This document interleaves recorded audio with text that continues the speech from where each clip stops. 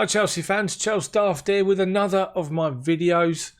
Looking at what happened on the weekend and obviously looking to the situation with the game tomorrow against Seville. I've not seen any previews for tomorrow. I didn't do a video yesterday because I was badly hungover. I was awful yesterday. Didn't look my best, and as you can see, places like Bombs Hit It. I've got kindling and wood logs there. We've got all sorts going on at the minute in here. Just bought a new shed. We're trying to move stuff about, and yeah, so it looks like a bomb's hit it at the minute. But I'm going to try and do a video anyway, and just try to do a video talking about Saturday and where on earth do you start? Let's just divide the pitch up in two as normal. So final third, we're looking good. Timo Werner, so pleased for him that he got his 2 goals and he took both of them fantastically well. Bearing in mind he's gone 4 games without a goal, it was obviously probably playing on his mind a little bit. But for him to come and deliver that sort of performance where finally he was given that opportunity to play up front in a position where you just know he can cause problems galore for everyone. And the way he took his goals in the first half was just fantastic. And even the assist he got for Kai Havertz on our 3rd goal, unselfish. Bearing in mind he's on a first ever hat-trick for the club in the Premier League. But he plays the slotted pass through to Havertz and it was brilliant. And you know, at that point we go 3-2. But going forward, we're great. We're looking exciting. Christian Pulisic is back. The skill that to control the ball, get it out of his feet and play that through ball to Timo Werner for our 3rd goal was just fantastic. And so looking forward to the fact that he's here and back and ready with Hakim Ziyech also going to be coming in and being involved. And going forward, it just looks so promising. We look so dangerous. We look like a real threat.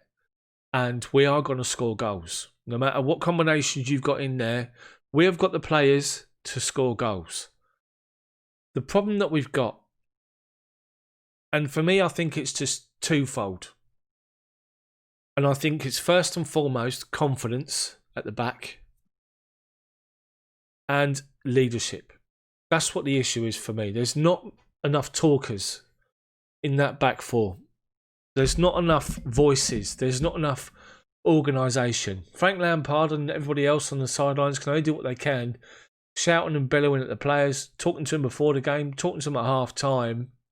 It's down to those players to step out and deliver the message. And it's key to see that Frank Lampard has turned around and said they did not follow his instructions, the players, because they knew at half time Southampton would look to press higher to try and close us down and win the ball back in our own half against us, to try and capitalise on that, to isolate people like Jorginho dropping into the back line to collect the ball and forcing us to play the ball sideways or backwards rather than go forward.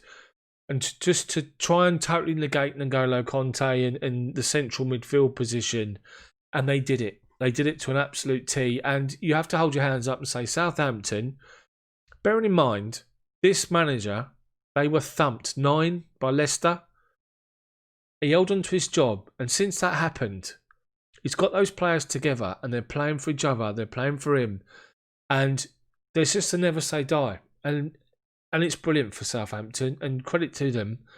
But Frank Lampard saw it happening. He knew it was going to happen at half time. He mentioned the players about it. And all he asked the players to do was when Southampton are pressing high, just play the ball over them.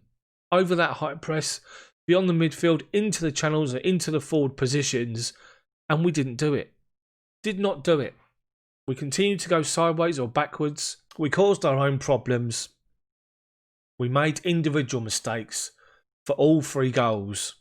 We even gave them a number of good chances. Danny Ings fired wide. Kepa made 2 good saves low down if you think about it. And it's just something that it's just got to be so frustrating for Frank and for Jody and his coaching staff and the players themselves. You just cannot account for mistakes that just change games. And Chelsea were 2-0 up and cruising. Both goals from Werner, as I say. The first one, Chilwell plays the ball up to on halfway. He looks and sees the defender coming to close him down. He literally lets the ball run past him, with a little step over, and he's off and he's gone. And he cuts back inside, challenges onto his right foot and puts that ball in the back of the net. And the second goal, even better. Jorginho with a long ball over their defensive line. Werner with his pace gets goal side. Just takes a touch, lobs the ball over the goalkeeper as he comes out to close him down and just calmly heads it in from close range. We were 2-0 up and we were cruising. We were dominant. We were much the better team. And it looked as though we were going to get in at half-time comfortable. But what happens? We make a mistake. And we all know it. We all say it. There are no poor teams in the Premier League. You have to fight for every single ball. You have to fight for every single point. And you have to earn the right to win football matches in the Premier League. Because it's getting to the point now where the league is so strong that you make a mistake and you're going to get punished. And that could be by anybody. It could be by Liverpool. It could be by Fulham. It could be, no disrespect, anybody. And Kai Havertz will have a lot to learn. He's young. He's adjusting to the league. And he will learn from mistakes. But he made a glaring error in that first half. He was being closed down by the two midfielders. And he because he's so predominantly left-footed, he's cut back towards the middle of the pitch with his left foot, and then he's got a heavy touch, and the heavy touch takes the ball away from him. He gets smothered. Southampton win the ball off of him. 30 yards out, look up. Danny Ings is already on his bike. Our defensive line is not prepared for Havertz to lose the ball. As soon as they win that ball and they play that ball through, he's in. Danny Ings, he's in on goal. Kepa comes out to try and close the angle. He goes around him and scores. That was the first mistake, and it changed the game, because at that point, you're then sort of looking at this thinking, right, half time now, they've got something to fight for. They can see that if they close us down and press us high, it's going to cause us a problem. And they did it all second half. And again, another mistake.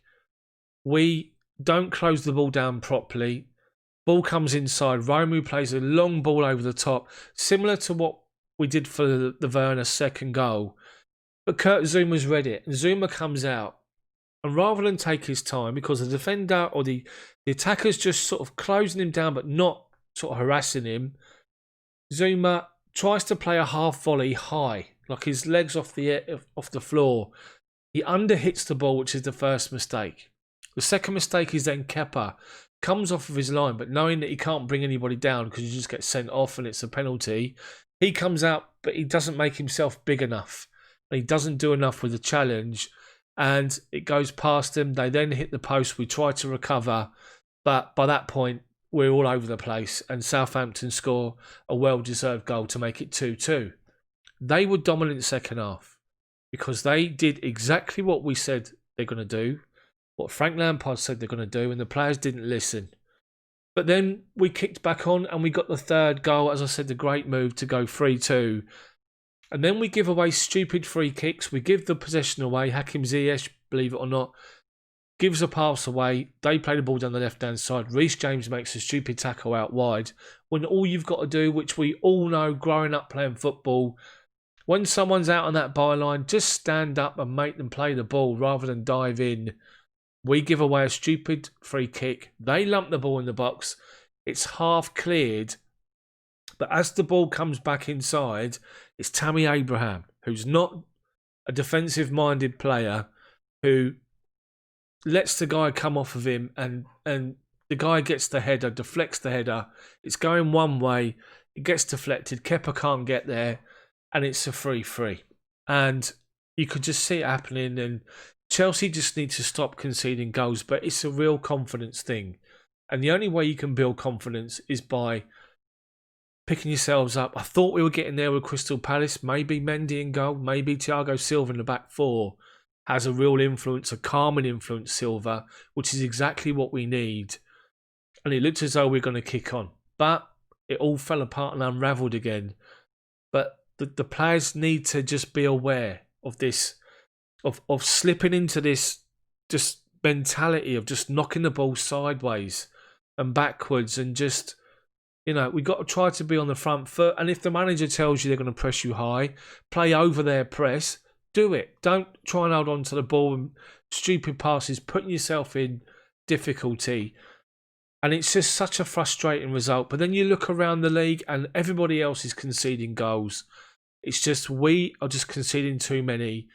And we just got to try to be more compact. We need to try to stop these stupid mistakes that's costing us. And we've just got to really sort of just get a grip, really. That's what we need to do. Whether that's Kepa or Mendy, not so sure. Looks as though it's Mendy at the minute, but he might not be back for another week or so. Seville tomorrow, Man United on Saturday. We just need someone in there, as I say, a talker, Thiago Silva. There's not enough communication in that back line. There's not enough communication in total. We need someone in there to boss people about, put them into positions, you know, to encourage them, to rollick them, to shout at them, you know, to just try to do something. But as a team and as a unit, we must defend better, and we've got to stop these mistakes. Stupid mistakes, because you get punished. As I say, you get the communicators in there like Thiago Silva, the organisers. Hopefully, that can then sort of implement how we want to be playing, where we should be, pulling people about into positions, and then we build. And by doing that, it's going to give us confidence. But it's just a shocking situation that we concede 3 goals at home to Southampton. No disrespect. 2-0 up and cruising. I mean, so I tell you what I'm actually going to do. I'm going to end the video there rather than talk about Seville. But I can't imagine that Edouard Mendy is going to be available. Thiago Silva will be, and he'll be straight into that team. And I guess we just take it on the chin and we just go again. The good thing is, at the minute coming up, we've got literally games every 3 or 4 days. So we can try and put that one behind us. See it as it's a point. We didn't lose the game. We take the point. Even though it should have been 3. And then we go again.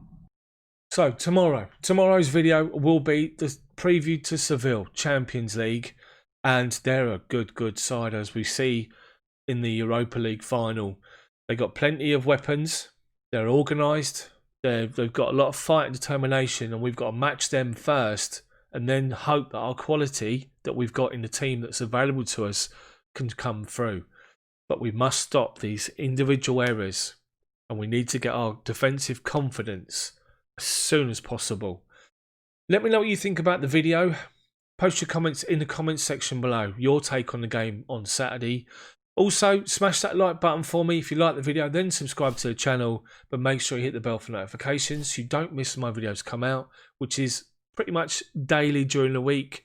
Maybe a once or twice on the weekend. Depends on what sort of happens. But yeah, so let me know what you think, guys. Post your comments. Smash that like button for me. And I'll see you guys for the Seville preview tomorrow.